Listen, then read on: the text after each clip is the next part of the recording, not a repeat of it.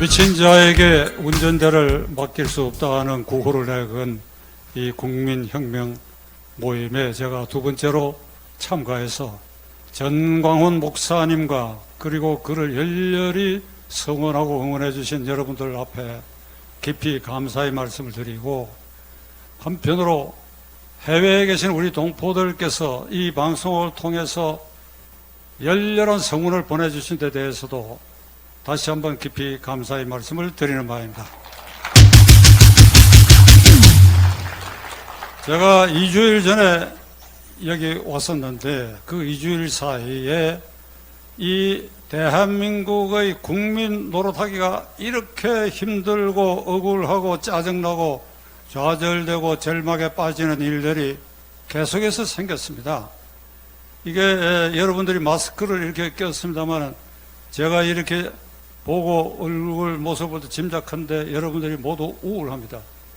우울한 표정인데 다만 이 광장에 모여서 전 목사님 지도하는 이 운동에 참가했기 때문에 여러분들 얼굴이 이렇게 펴져 있다고 저는 생각합니다.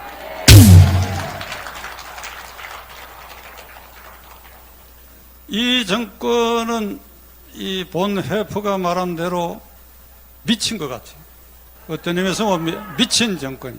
우선 첫째로 지난주일 어제 그저께 15일 대전 현충원에 결국은 모신 백선엽 장군의 장례 절차를 보면 이 정권이 어떤 정권이라고 하는 속성을 분명히 드러냈다고 저는 생각합니다. 동작동 국립묘지는 안 된다. 거기에는 빈터가 없다. 거기에 6.25 전사자 12만 명을 포함하고 월남전 전사자까지 포함되어 있기 때문에 평소에 백선엽 장군은 6.25 전사한 그 장병들 자리에 같이 묻히고 싶다는 소원을 말해왔지만은 이 정부는 거기에는 빈자리가 없다. 제가 알기로는 그 빈자리 만들 여지가 있어요. 그러나 이건 핑계고, 그리고 대전 현충원에 모실 수밖에 없다 하는 그 사이에 정부 여당의 핵심 지지층에 있는 인사들이 벌떼처럼 들어올라서 백선엽이는 친일파다. 동작동은 물론이고 대전 현충원에도 묻힐 자격이 없다. 그러한 냉대와 냉혹한 말 속에서 결국은 대전 현충원마저 거부할 수 없으니까 거기에 안장되게 되었습니다. 우리가 백선엽 장군의 공로가 어떤 것이냐 하는 것을 다시 한번 새길 필요가 있습니다. 대한민국 정부가 수립된 것은 1948년 8월 15일입니다. 그 48년 7월 17일에 개헌안이 만들어지고, 그래요 그 개헌안을 근거로 해가지고 대통령을 뽑고, 그래서 48년 8월 15일에 대한민국이 정식으로 출범하게 됐습니다. 그 2년이 좀 못된 시점에 김일성의 남침이 있었어요. 김일성은 스탈린, 모택동과 모의 그리고 작당을 해서 남침을 기도했습니다. 그때 백선엽 장군이 아니었더라면 낙동강 전선이 뚫렸고, 낙동강 전선이 뚫렸으면 대한민국 정부는 저 바닷가로 밀려서 아마도 제주도로 갔을 가능성이 있습니다. 그나마 그 제주도도 함락됐을 가능성이 있습니다. 백선엽 장군의 공로는 뭐냐? 6.25가 발생되고 7월부터 8월 초선 그 사이에 인민군은 대구, 경주까지 밀려왔어요. 동쪽에는 경주, 영천 가까이, 그리고 서쪽으로는 바로 대구 턱밑, 칠곡군, 다부동까지 밀고 들어왔습니다.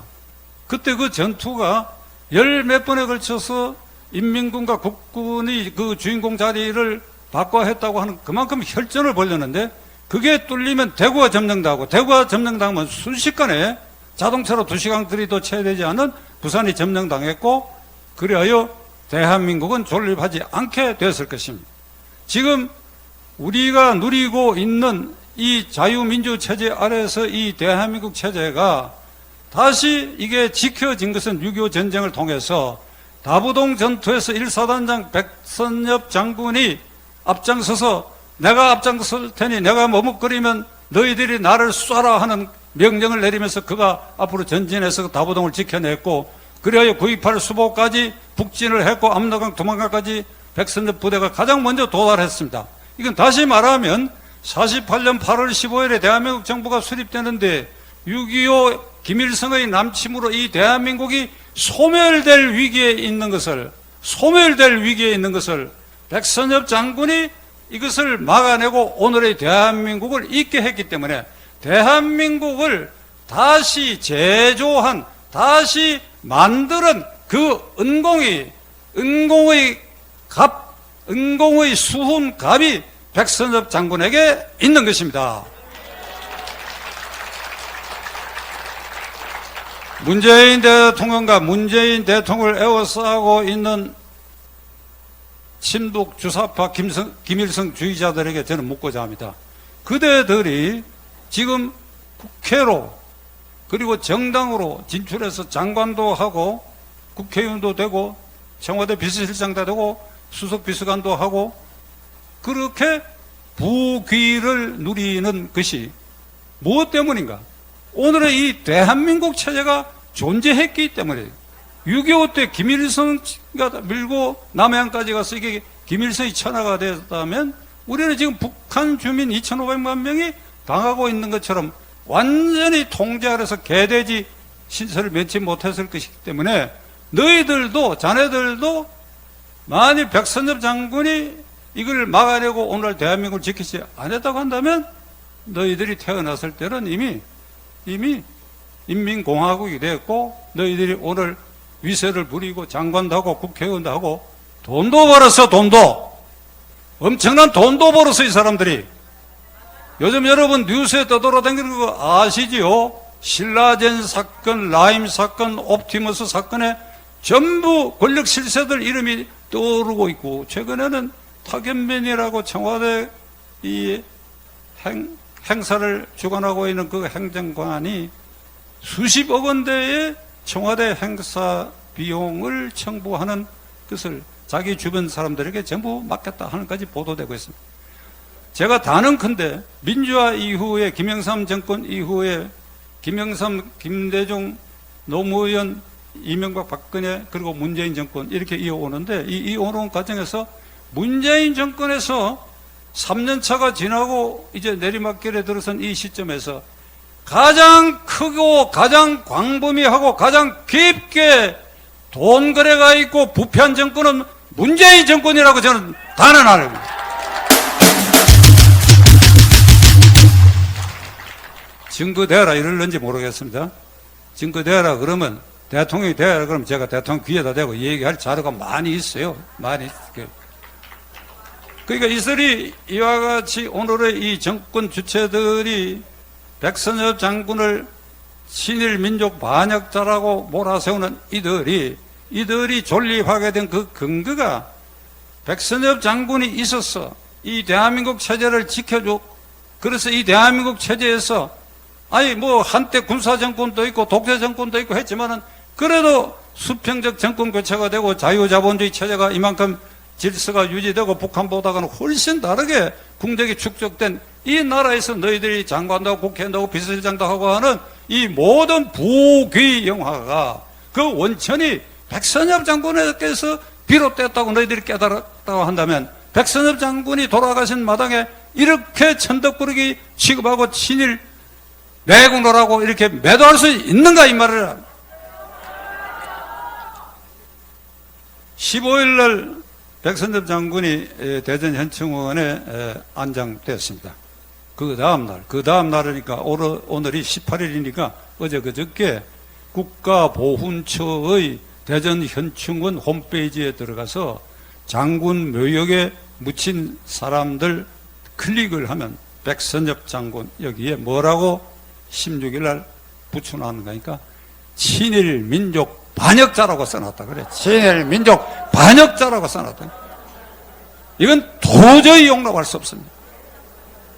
저는 정광훈 목사님이 몸이 불편하셔서 그런데 제가 오늘 저 얘기를 끝내고 이 집회가 끝나고 나면 정광훈 목사님하고 여러분하고 앞장서서 그냥 대전 현충원에 가서 항의를 하든지 청와대에 가서 항의를 하든지 이게 무슨 짓이냐 이거야. 15일 날 거기에 한 백선엽 장군에서 홈페이지에 친일 반역자가 여기에 묻혀 있다고. 친일 반역자가. 시간이 걸리겠습니다만 요약해서 백선엽 장군이 이들이 왜 친일 반역자라고 하며 그것이 왜 터무니없는 일이라고 하는 것을 나는 이 자리에 계신 여러분들에게 간략하고 아주 소략하게 설명드리려고 합니다. 백선엽 장군을 친일 반역자라고 하는 것은 그가 만주군 군관으로서 간도 특설대의 초급 장교로 소위 중위로 근무한 일이 있었다. 간도 특설대라고 하는 것은 일본군이 만주에 있는 조선 독립군을 소탕하기 위해서 거기에 조선인 출신 관동군 또는 일본군 장교들을 배석한 부대다. 따라서 백선엽은 그 부대에 속했기 때문에 우리 항일 독립군들에 대해서 총부리를 겨누고 이를 학살한 부대의 부대원이니까 친일 민족 반역자다 이렇게 얘기를 합니다. 자, 여러분 똑똑히 들으시기 바랍니다. 백선엽 장군이 관동군으로 간도 특설대에 배속된 것은 1943년, 44년입니다. 44년 배속됐다가 곧 8.15 해방이 되었죠. 43년, 44년인데 만주 일대, 특히 간도 일대 독립군은 이미 1940년 이전에 완전히 소멸됐습니다. 완전히 소멸됐어요. 왜 그런가 하니까 상해 임시정부가 1919년에 수립이 됐는데 그 이후로 뭐 의혈단도 있고 만주에 항일 영군도 있고 1920년에는 김좌진 장군과 홍봉도 장군이 주도하는 청산리 전투 거의 전부 간도 지역에 있는데 그 대성을 거둔 것 그것은 1920년에서 30년 사이의 일입니다. 1930년 들어가고부터는 일본군들의 그 압박에 견디지 못해가지고 30년대 중후반에는 만주 간도 일대에서 독립군은 완전히 소멸되어 버렸습니다. 1932년에 김좌진 장군은 공산주의자에 의해서 그가 경영하던 정미소에서 암살당했고 청산리 전투의 한 축인 홍범도 장군은 1940년 이전에 노령으로 피신해가지고 거기서 스탈린에 의해서 지금 저 카자흐스탄인가 그쪽으로 이동했고 그 다음에 가장 문제되는 김일성이가 소규모 한 100명 정도의 소련군 계급장을 단 게릴라 부대를 운용했던 건 사실입니다. 이것도 1938년, 7년 이 무렵에 이 일본군의 압박에 견디지 못해가지고 러시아 연해주로 다 도피하고 그러니까 만주 일대는 1940년 이후에 조선 항일군이란 건 없었습니다. 거기에 있는 우리 동포들이 오히려 간도 특설대에 인민해방군만이 거기에 출몰했어요. 모택동의 인민해방군만이 출몰했기 때문에 이 중공군이 우리 조선 동포들의 호소입니다. 우리를 일본 토착 왜구로 일본군의 앞제비로 생각하고 우리를 약탈 침공을 하니까 이거 우리를 좀 보호해달라. 이런 기록은 있어도 백선엽 장군이 속했던 그 간도 특설대 어디에도 우리 독립군을 향해서 총뿌리를 겨눴던지 하는 흔적이 전혀 없습니다. 그 구체적 증거로는 김정일이가 1942년생 말띠입니다. 1942년생 말띠입니다. 김경재 동지, 박지원 그 국정원장 내정자도 42년 말띠. 지금 병석에 들어누워 있는 이근희 삼성전자 회장도 42년 말띠야. 42년에 출생했어. 어디서 출생했느냐? 뭐 백두산에서 출생했다는 건 다 거짓말이고 피난 가서 김일성이가 피난 가가지고 러시아령에 있을 그때 거기서 태어났어. 그러니까 그 김정일이가 태어난 시점을 보더라도 이미 간도에는 이게 팔로군 외에는 없었다. 그러함에도 왜 그러면 이게 친일 민족 반역자라고 백선엽 장군을 이렇게 단죄하는가 하면 과거사 정립위원회인가 하는 걸 만들어가지고 거기서 친일 인명사전을 만들었어요. 그래가지고 처음에는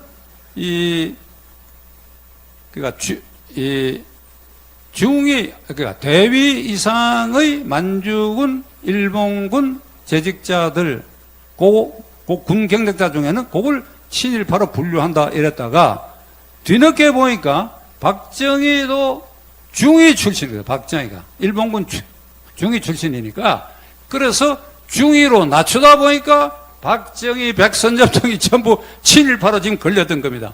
여러분, 이게 웃기지 않습니까, 이게? 웃기지 않습니까? 이게 황당무계한 짓이. 그러니까 이런 명부를 만들어가지고 국민의 총의를 거치거나 국회에서 통과된 것도 아니고 그 임의단체가 만든 친일 인명사전이라는 걸 근거로 거기에 박정희, 백선엽의 이름이 있다고 하고 이걸 세상에 없는 민족 반역자라고 그래가지고 7월 15일 날 대전 현충원에 그의 소원대로 동작동에도 묻히지 못하고 대전 현충원에 묻힌 양반에 대해서 그 이튿날 등 뒤에다가 총질하는 이런 미친 정권입니다, 이 정권이. 정신감정을 해야 돼, 정신감정. 백선엽 장군 장례가 진행되는 동안에 50대 중반의 노영희라고 하는 여자 변호사가 이게 종편에 나와가지고 무슨 얘기를 했는가 하니까 백선엽이는 친일파다, 이게. 친일파다. 그리고 동시에 6.25 전쟁 때에 우리 북한 주민에게 총을 겨누지 않았냐. 북한 주민에게 총을, 그 북한 인민군에게 총을 겨누어서 전성에 공을 세웠다고 한 사람을 어떻게 전공자로 현충원이나 또는 대전에 어떻게 묻힐 수 있느냐. 그는 어디에도 묻힐 자격이 없다. 이렇게 얘기가 파동이 일어났는데 이 노영희 변호사가 한 이 말이 문재인 대통령을 비롯해서 이 권력 실세들이 지금 기본적으로 갖고 있는 생각이라고 저는 생각합니다. 남침한 인민군 그리고 곧 이어서 중공 8路군이 밀려 내려오는데 총질하지 말고 후퇴를 하면서 거꾸로 부산 바다에 가서 빠져 죽어요? 그럼 대한민국이 존재합니까? 그 노영희 변호사 같은 거, 저도 같은 변호사인데 창피한 것이 자네가 지금 변호사를 하게 된 것이 누구 때문이지 않느냐? 아버지, 어머니가 돈 벌어가 법학 전문대학원도 보내고 이래서 된 것이 아니다, 이거야. 대한민국이 있어서 된 것이다. 이게 김일성이 세상이 됐으면 너나 나나 변호사 이게 먹고 살 수 있느냐, 이게. 그러니까 너도 노영희, 너도 백선엽 장군의 은공을 모르고 그리고 터무니없어 민족 반역자라고 그러고 간도 덕설 때가 민족 반역 행위를 했다고 하는 이거 정신감정을 쉽게 할 사람이 한두 사람이 저는 아니라고 생각합니다. 이 미친 사람들이 주력을 이루고 있는 이 미친 정권 아래 사는 이 국민도 이게 오래 가면 우리 모두도 미쳐버릴지도 모릅니다. 박원순 시장이 자살한 사건, 정권 핵심부는 이것을 어떻게든지 그 성추문을 덮기 위해서 유가족들이 가족장을 하겠다는 것을 우격다짐으로 시청장으로 승격시켜가지고 서울 시내 곳곳에 검은 천의 프랑카드에 님의 뜻을 따르겠습니다. 이걸 붙여서 마치 순교자나 아니면 순직한 사람으로 띄우기를 거듭했습니다. 그 현수막을 보고 제가 분노한 것은 다른 것보다도 그 현수막 제작비가 어디서 나왔냐, 이게. 우리 세금 아닙니까? 서울시민 세금 아닙니까? 이 세금으로 순교자 또는 순직자 취급을 해가지고 그는 가장 위대한 서울시장이 가장 위대한 시민운동가다. 가장 악질적인 시민운동가라고 하는 증거가 제가 내용을 너무 잘 알고 또 공교롭게도 다 후배거든. 그러니까 오늘 이 자리에 길게 말씀 안 드리겠습니다. 결론을 말씀드리면 시민운동가 좋아하네. 재벌들 돈 뜯어가지고 좌파단체 나누어주는 중간다리 역할을 했던 게 박원순입니다. 박원순이가. 네? 그리고 시장실에서 4년 동안 그 젊은 여성을 어떻게 그렇게 성적 학대를 할 수 있습니까? 이 사건은 4년 동안 시장이 부하 여직원을 이렇게 홀대했다. 올가미를 씌워가 꼼짝 못하게 홀대했다. 그리고 시장 측근 시청의 고위공직자들이 이를 방조했다. 그 다음에 피해자가 이 억울한 걸 여러 차례 호소해서나 다 깔아뭉갰다. 그리고 박원순이가 자살한 이후 이 고소한 사실이 왜 어때서 청와대 이런 데서 먼저 알게 되느냐. 이건 분명히 경찰하고 청와대 그리고 시청 간부들이 작당했다. 그러니까 이런 것을 수사를 해야 돼. 그러니까 이것을 수사를 하면 양성평등법에 나오는 직무유기, 공무상 비밀, 누설 그리고 직권남용, 이 모든 이 죄에 걸릴 사람들이 지금 수두룩한데 이걸 덮기 위해서 안간힘을 쓰고 있어요. 이해찬 대표는 뭐라고 얘기하는가 하니까 피해 호소인이라고 해서 피해 호소인. 피해 호소인이다. 피해자를 안 그러고 피해 호소인. 그리고 모든 문제에 있어서 아주 이 사람 혹시 대통령 될지도 모르겠는데 애매한 말을 가지고 요리조리 꼬리를 빼는 이낙연 의원은 뭐라고 얘기하는가 하니까 피해 고소인이라고 했어요. 이걸 아마 생각하는데 이 신문기자 출신이니까 통박을 굉장히 굴렸던 것 같아요. 변호사인 저도 생각하지 못한 용어를 만들어냈어요. 피해 고소인, 그 다음에 피해 호소인.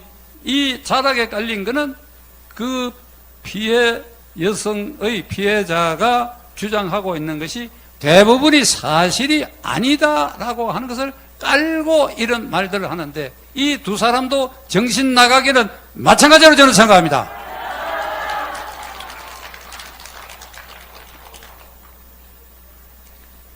안희정 지사에 이어 오거돈 부산시장, 박원순 시장까지 전부 부하 여직원을 성추행하고 성놀이개로 삼았어.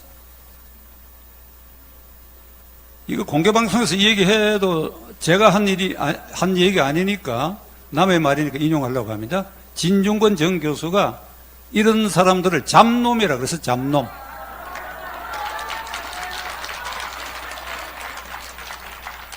따라서 문재인 정권은 이런 잡놈들이 우글거리는 잡놈 정권 아닌가 모르겠네 이게.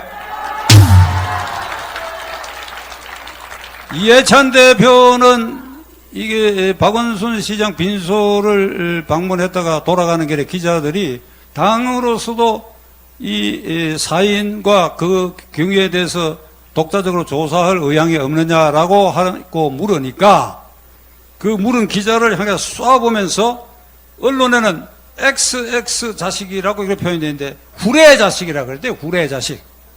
후레 자식이라고 하는 것은 원래 어원이 호로 자식이 변한 말입니다. 호로 자식이 뭔가 하면 병자호란 때 청나라 군대가 와가지고 우리 할머니들을 이렇게 그냥 성폭행해가지고 그래갖고 낳은 그러니까 애비가 누구지도 모른 그런 자식을 호로 자식이라 했고 그게 후레 자식으로 변했습니다. 근데 신문방송에 이걸 꼭 XX 자식이라고 그래. XX가 그게 뭐예요? 영어 스펠로 XX입니까? 아니, 후레 자식이라고 했다, 그럼 후레 자식이라고 했다 해야 될 거 아닙니까, 여러분? 자, 그러면, 백선엽 장군을 터무니없이 친일 민족 반역자라고 이렇게 아주 장례를 치르고 난 다음 날부터 이렇게 그냥 시체 매질을 하고, 그리고 이 잡놈들이 우글거리는 이 정권 핵심들은 후레 자식 아닌가? 후레 자식 아닌가? 이건 박찬조의 말이 아니라 이해찬이 네 말이야. 이해찬이 네 말이야. 진중권 교수가 그렇게 얘기해서 잡놈들이라고 얘기했어. 제가 조금 흥분한 것 같은데 이제 저 얘기를 끝맺으려고 합니다. 이 정권이 오늘 이 지경까지 이르렀습니다. 문재인 정권의 이제 임기는 1년 10개월이 남지 않았고 급속도로 하강길에 접어들었습니다. 관변 여론조사 기관 리얼미터 갤럽, 제가 관변 여론조사 기관이라고 하는 것은 여론조사 기관도 먹고 살아야 되니까 일거리가 잘 없어요. 그런데 일주일마다 한 번씩 정부와 관계에 있는 언론사 등이 그 두 개 여론조사 기관에 의뢰를 해서 여론조사를 시킵니다. 그러니까 오래전부터 특히 리얼미터는 정부 입맛에 맞는 여론조사 결과를 발표한다. 예를 들면 대통령 지지율이라고 하는 걸 나누어 보면 문재인 대통령을 적극 지지한다, 보통으로 지지한다, 앞으로 잘할 것 같아서 지지한다, 이렇게 물타기 한 거 그걸 다 숫자에 넣어가지고 지지율이 얼마다 이러는데 저는 리얼미터나 갤럽의 여론조사 발표에 보통 한 20% 깎고 봐요.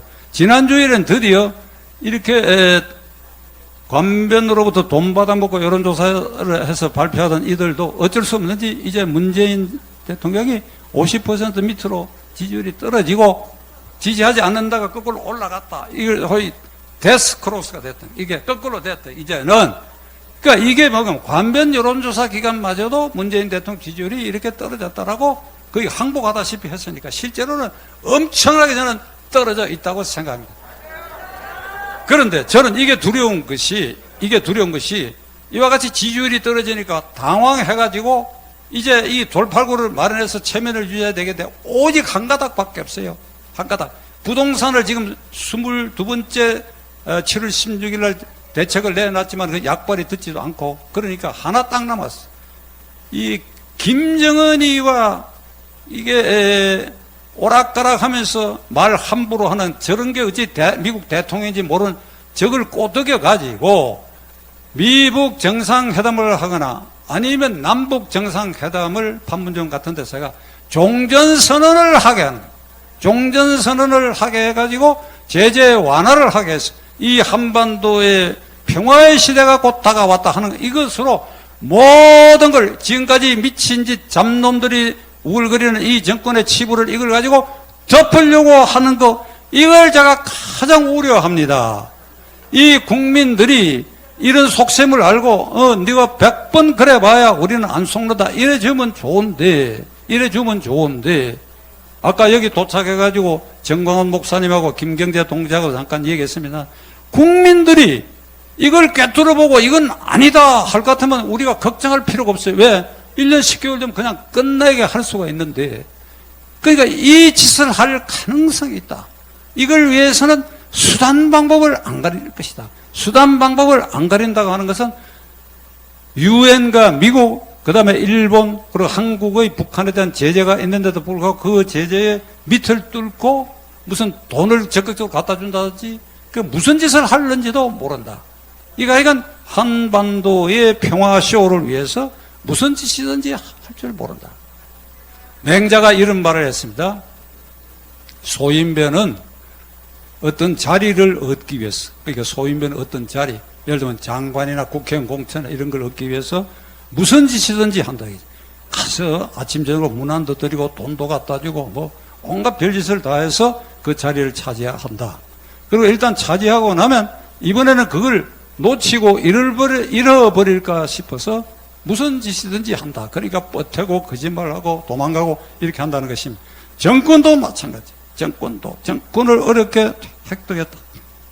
유지하는 과정에서 온갖 일들이 그냥 드러났다. 그냥 이쪽 장이동에서 미친놈에게 핸들을 맡길 수 없다는 소리까지 터져 나오고 금년 8.15 아니면 10월 3일 작년 10월 3일 광화문 광장에 당군 이래의 최대 인파가 이번에 모이기만 하면 그건 끝이야. 문재인 정권이 끝이다 이거. 이번에 금년에 모이기만 하면 작년 10월 3일에 모이기만 하면 끝장이 되기.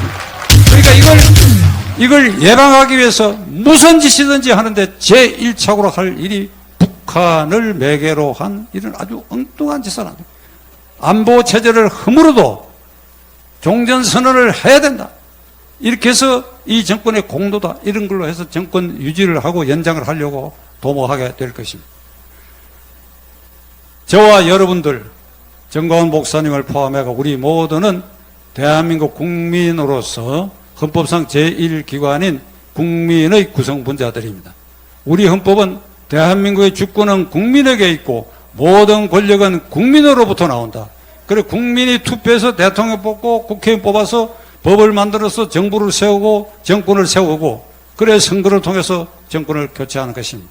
그런데 이들이 헌법에 위반되고 나라의 근간을 통째로 흔들리게 하고 할 위기에 도달했다고 한다면 제1기관인 국민인 우리가 나서야 합니다. 왜? 우리가 그들을 뽑았는데 너희는 안 되겠다. 이제는 너희들 헌법도 위반하고 도저히 나라를 곤두박질치게 하니까 국민의 명령으로 너희는 떠나라. 이걸 우리가 할 수 있는 겁니다. 이게 헌법상 국민 저항권입니다. 우리는 작년 10월 3일 국민 저항권의 아주 결정적 본보기를 보여줬는데 이번에는 8.15나 10월 3일 날 광화문에서 그런 인파가 모이면 1박 2일 코스로 모이면 돼요. 1박 2일 코스만 모이면 돼요. 24시간만 거기 모여가지고 이번에는 청와대를 인간띠를 두르는 겁니다. 인간띠를 둘러서 거기에 비서보좌관이고 장관이고 그냥 못 들어가게 하는 겁니다. 인간띠를 꽉 메워가지고 인간띠를 두는데 최루탄소가 그걸 해산을 해요? 안 내지요. 그러면 어찌 되느냐? 걸어서 나오게 될 것입니다. 누가? 문재인 대통령이 걸어서 나오게 될 것입니다. 그걸 위해서 우리는 적극적으로 국민 저항권을 행사해야 되고, 저나 여러분 모두는 이 헌법 1기관인 국민을 구성하는 아주 소중한 인자라는 자각을 가지고 우리 모두 열심히 한번 나갑시다!